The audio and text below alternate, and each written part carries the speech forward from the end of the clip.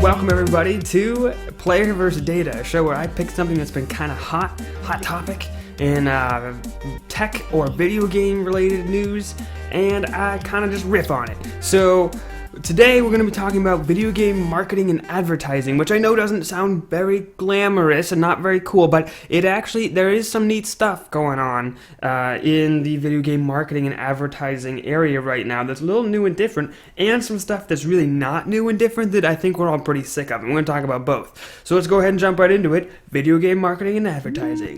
Now, it's no surprise to us that video game developers and publishers are really good these days at marketing. I mean, companies like Blizzard are almost worth $5 billion, and Ubisoft in 2013 alone made $1 billion alone. And a company that big, you have a little extra cash to throw around for some ads or for some marketing stunts that, are going to make people buy your game when it comes out. That's not new to any of us. And sometimes those advertising campaigns are incredibly successful because they're so awesome. One of those, my personal favorites, would be for The Old Republic. Those cinematic trailers, a trend that's been going on very recently with cinematic trailers, were so cool. I mean, they looked beautiful. They didn't reflect the aesthetic of the game at all, or the gameplay at all. They were just purely lore, purely hype, purely something fun to watch with a little blur, with a little thing at the end that said The Old Republic, and then you were supposed to buy it. And it was great. I thought it was amazing. I every now and then I think, I want to watch those trailers again. And I watched all three of them because they were great. They seemed to be going a similar route for 1313, and then I got shut down, which is too bad. But similar trailers that also had some gameplay, and they're very cool as well. And as well as Overwatch has done a similar thing with this adorable, so cute, the cinematic trailer that was awesome, and that doesn't really seem to reflect anything other than the lore of the game, and yet I love it. But there are other times where we have some problems with that.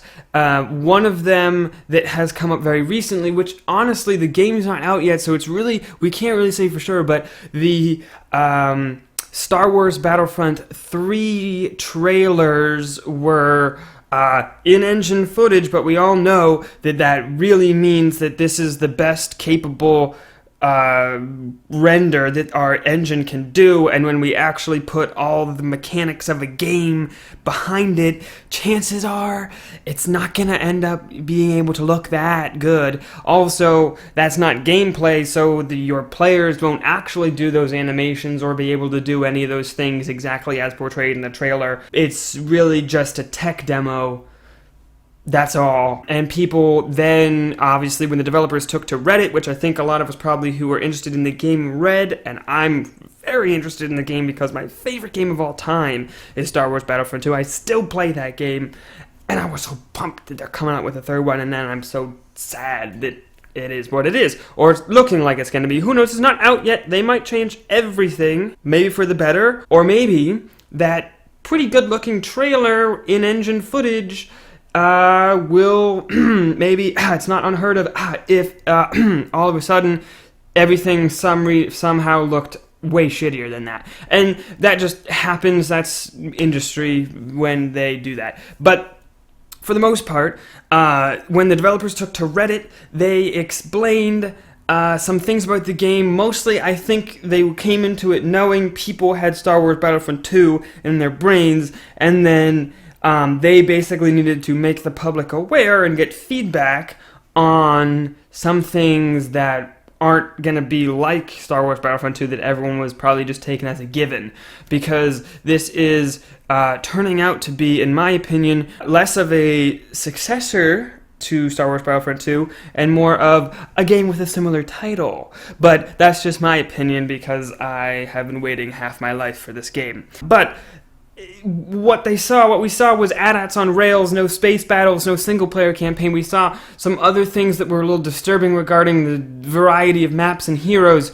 But again, game's not out yet. Let's not really draw any conclusive conclusions. But the point still remains that it was a concern. And the trailer came alongside the pre-order. And so people saw in-engine footage and they saw that video and they said, I'm in, and they bought it. And then, lo and behold, things may not be as they seem, and that's where things create a bit of a problem. And we're going to talk a lot more about that, and a lot more about what other people have been saying about that in a bit. But first, I have some awesome things that I have been reading about and listening to related to video game advertising marketing, which I've never seen before, that I'm not sure how effective they are, but I think they're pretty great, so let's talk about those next. I have been a fan of the Halo series for a while, but I don't usually play console games that much because I don't own them, so it's like whenever I get the chance I play it, but not really that die-hard of a fan. But I think Master Chief is cool, the Covenant's cool, the Flood's cool, Oni's cool, all the universe is pretty cool, Insurrectionist, all that great stuff. And they usually have done what a lot of other popular shooters have done, where they get whatever they want to focus on, the single-player campaign, storyline, lore, etc., world building.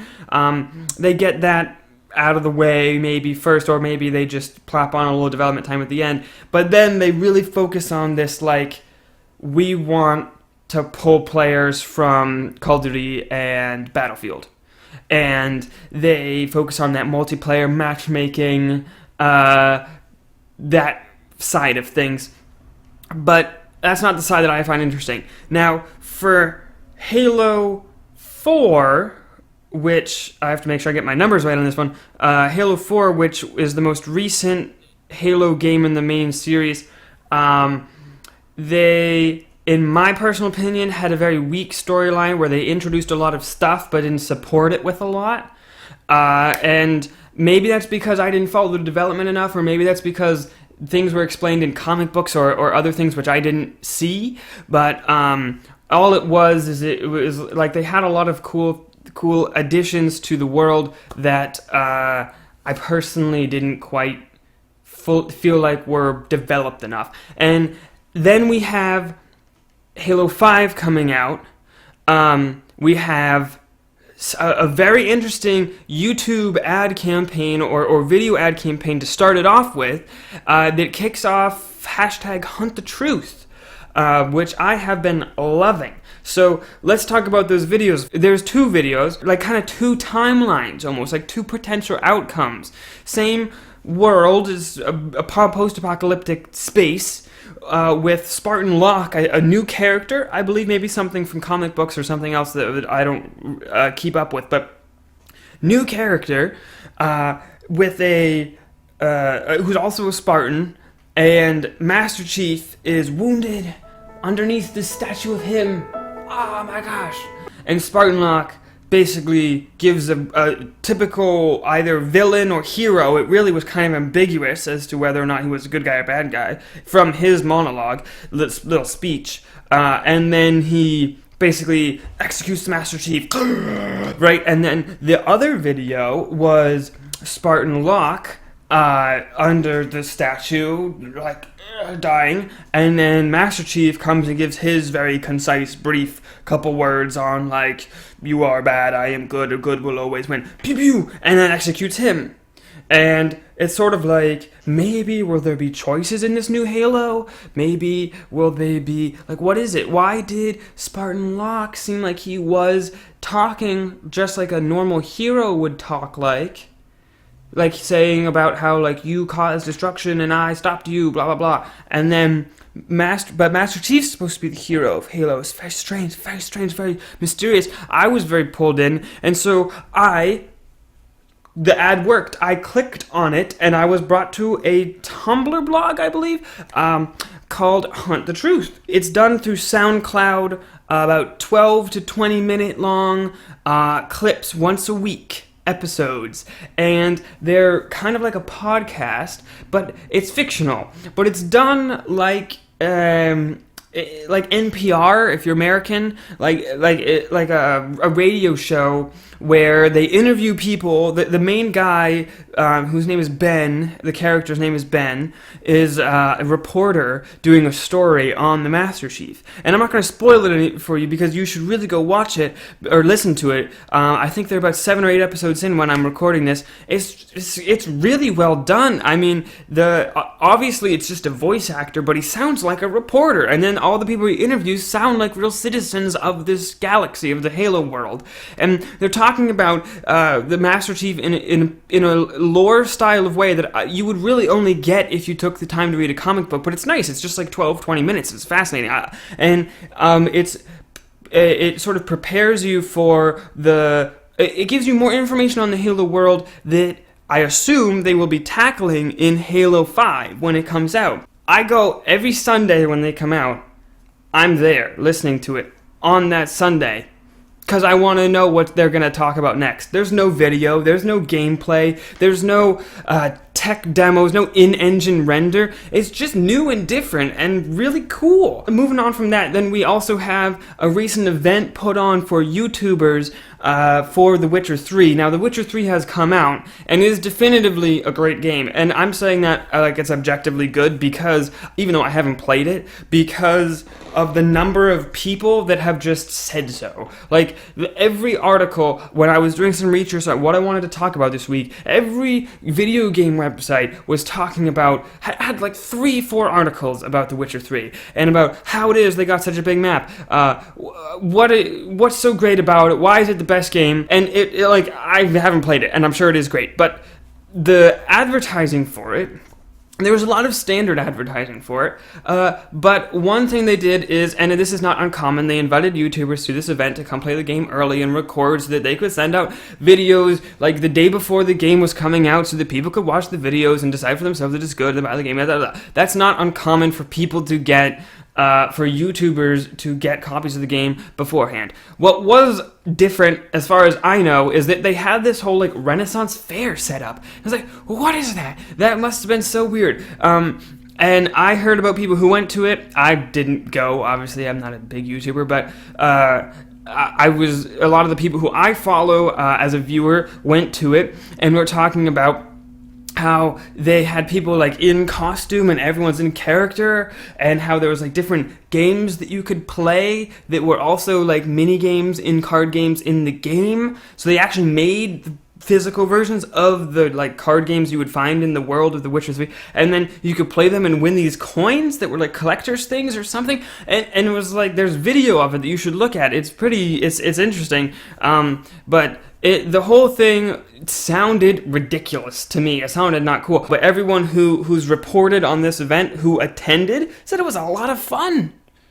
And I've never heard of that being done before. That's neat. Isn't that neat? I think that's neat. I think that if you can do something that no one has ever done before to advertise your game, to really stand out, I think that it could really benefit the game. Now, with the Hunt the Truth podcast style advertising, you can see how many views it has. But the problem with this Witcher thing is that there's not that many people attending, and you don't really know how many people per se heard them talk about it or cared that they talked about it, and so it's hard to say how much of an impact stuff like that had, but it was something that was new and different, and it made the news enough for me to hear about it, and now for you to hear about it, so that's interesting.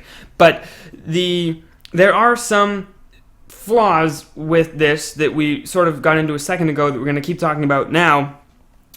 Especially in regards to indie games who maybe don't have the ability to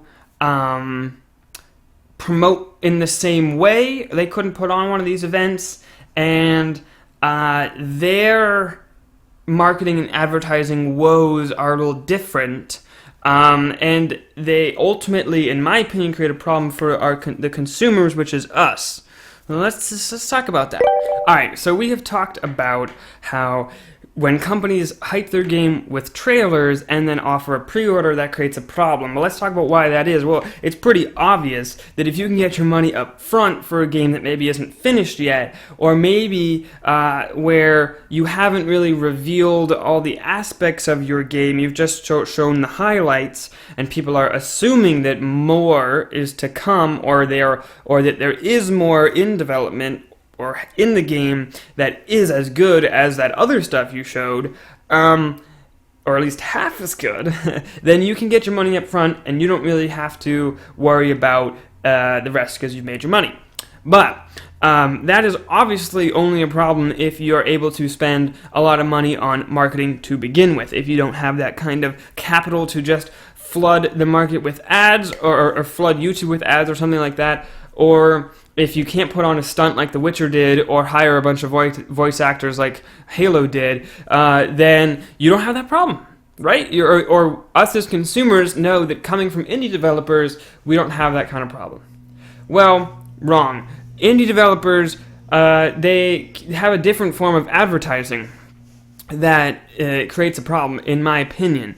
Instead of pre-orders, we have early access. Now, early access is where you read about a game, and you read that it is a game that you can do a number of things in, and you can get it now, but it's not done yet. And you can be a part of the development and give valuable feedback, but it's not done yet. And we're going to have regular updates, but we're not really going to hold to that with any strictness. And that's the problem. And you've all heard it before, so I'm not going to go into it again.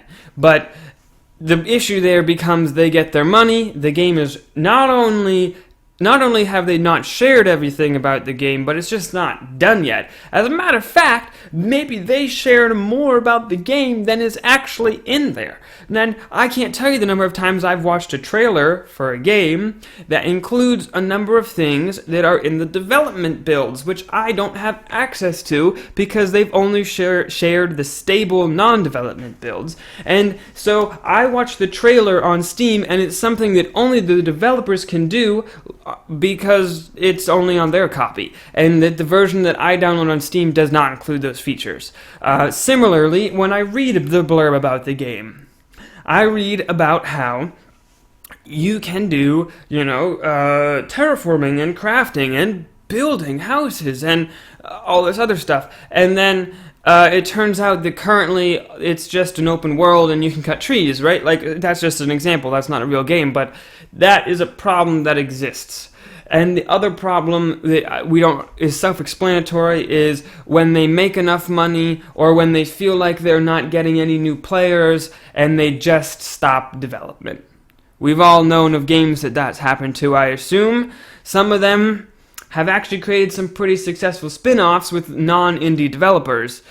For example, I do believe that Trove was heavily inspired by Cube World, and that is now a pretty popular MMO sandbox game. Great, check it out. So that's a pretty self-explanatory problem. But recently, and when I say recently, I mean maybe within the past 2 months, I can't remember when, Reddit had a huge thread about talking about how this is destroying the video games industry. Both of these things, pre-orders and early access, are destroying the video games industry because it promotes people to focus on the marketing and advertising, or overhyping the concept of the game without actually having the full game behind it yet. And that is a very true statement, if you ask me, and a very old school marketing thing. We have a concept, I was just reading a book on it, about growth hacker marketing, which has to do with throwing out old ideas of marketing and bringing in new ones. And it's really taking every industry by storm, and gaming is no exception. The old style of marketing is the company has made a product. That is the product you have. You must now bring it to market and make people want it.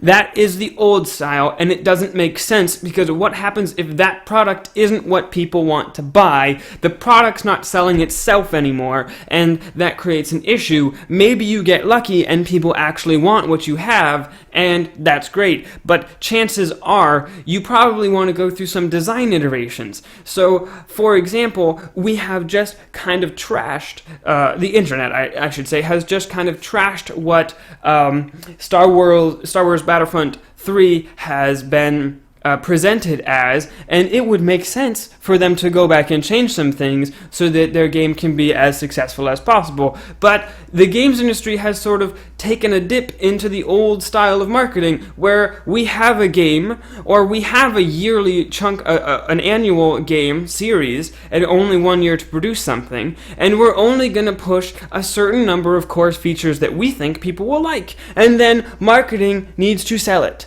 And that's not good because, as I said before, we might have a problem where the product or the game, whether it's an indie game where the developer it's not their full-time job and they can't do it, or the huge company has just budgeted things poorly and really doesn't care if the game is great or not, they just want it to sell, and it's not what we want, and then marketing fools us because that's the job of the marketing department. Whereas the growth hacker marketing is you have to start with a product that sells itself.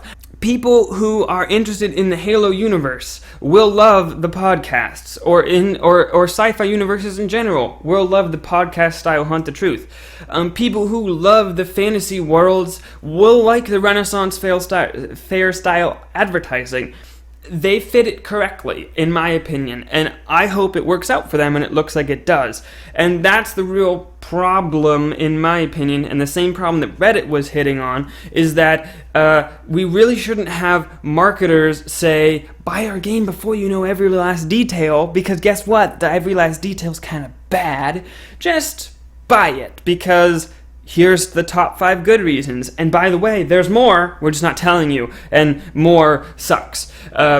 Because they didn't really put any effort in it. That is the problem that Reddit was talking about. And they said, from here on out, we will not pre-order. They weren't really saying that they were going to learn more about the games before they buy them. They were just saying, we're not pre-ordering, or we're not doing early access. I think that's a wonderful idea, and I didn't really participate in that Reddit thread, but after reading that, I thought, I'm going to do that. I'm not going to do an early access anymore, unless I really, really, really want to get really active in the game, and actually like participate on forums and send messages to developers. Unless I'm going to do that, I'm not doing early access, and I'm not pre-ordering. That was, I think, a smart move. But 3 days later, or some short amount of time later, GTA 5 went on pre-order for PC, and that became the #1 selling game on Steam. So Reddit couldn't stick to it. What do you know? Or obviously, Steam users and Reddit users don't exactly one-to-one correlate, but obviously, the trend overall, the internet was not actually in agreement on that. Obviously, that said, GTA 5 for PC is amazing. So I guess if there's any game you're gonna break that and actually pre-order, it could be that. I don't know the numbers on what pre-orders have gone popular or non-popular since that Reddit thread went really popular, but I think that as a whole, in my opinion, we should at least wait until the game is done. We don't have to wait until there's all these reviews about it and until there's full Let's Plays and there's all this other stuff to buy a game, but wait until we need to vote with our wallet is a phrase we hear a lot these days. We need to withhold that vote until the game developer says this is everything, because they need to think about them at a conference table. You've got your game designers and your technical people and your marketing team and your CEO and product owner and all that other stuff, and you want them to say, we don't know if this is gonna sell, so we have to put in as much cool stuff as possible to make sure this is going to be a hit. And you want them to feel that way all the way up until the day that game is released. Not until they put it up for pre-order and they already see that they made their money. not until they run an ad campaign that is really successful and then, accept the pre-orders or early access stuff. We want them to be on their toes, working hard on a game until the day it's released.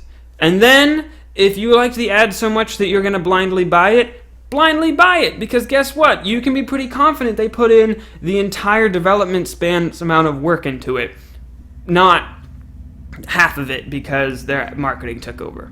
And that's about it, all I have to say. That's my take on advertising marketing. I hope that you guys found it interesting. I hope I made some points that you guys agree with. And I hope I made some points you guys disagree with, and you let me know down in the comments because I love discussion like this. You go ahead and hit me up on, there'll be a Reddit thread about this on the Edluminati subreddit. There will be the comment section. There will be Twitter. There will be lots of discussion about this. Hit me up anywhere. I'm very interested to hear your thoughts. Thank you very much for watching. Best way to support the channel and the series is to leave a like. I'll see you guys in the next one. Bye-bye.